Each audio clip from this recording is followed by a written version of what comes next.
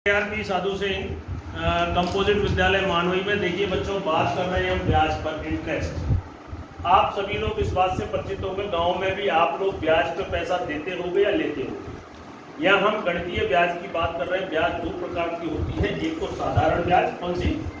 साधारण ब्याज, और दूसरी होती है चक्रवृद्धि ब्याज। आज मैं आपको एक छोटे से कॉन्सेप्ट और एक प्रैक्टिकल के माध्यम से इन दोनों में अंतर बताने का प्रयास कर रहा हूँ। देखिए, साधारण ब्याज उसे कहते हैं जो एक वर्ष में आपकी एक मूलधन पे लगे, यानी कि साधारण ब्याज में कभी भी किसी भी वर्ष के लिए मूलधन बदलता नहीं है, प्रत्येक वर्ष के लिए मूलधन समान रहता है। जबकि चक्रवृद्धि ब्याज में क्या होता है कि ब्याज पे ब्याज लगती है, यानी जो पहले वर्ष के अंत में आपका मूलधन और ब्याज दोनों जुड़ करके दूसरे वर्ष के लिए मूलधन बनता है।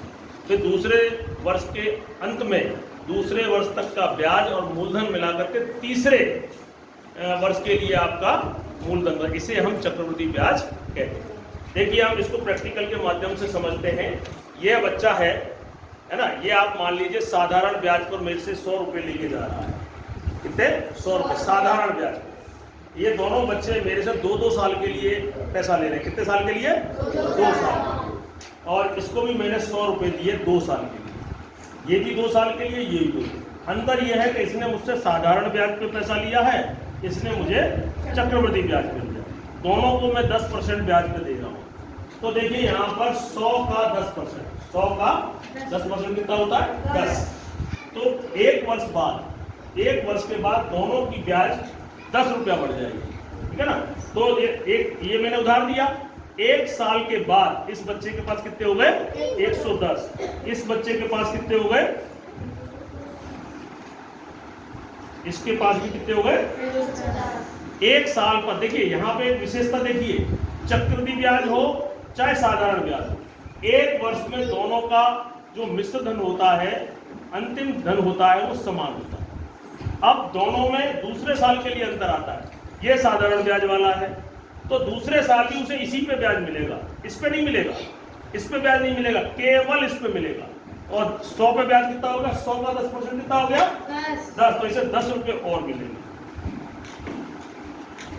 क्या आपको बात समझ में आ रही है? यह चक्रवृद्धि ब्याज का बच्चा है। इस बच्चे को इस पे भी ब्याज मिलेगा और इस पे भी मिलेगा। समझ रहे हो? तो यहाँ पे इस पे ब्याज 100 का 10% कितना था? 10 रुपया। ये इसका आपका 10 रुपया हो गया। समझ रहे हो? और इस पे इसका और मिलेगा।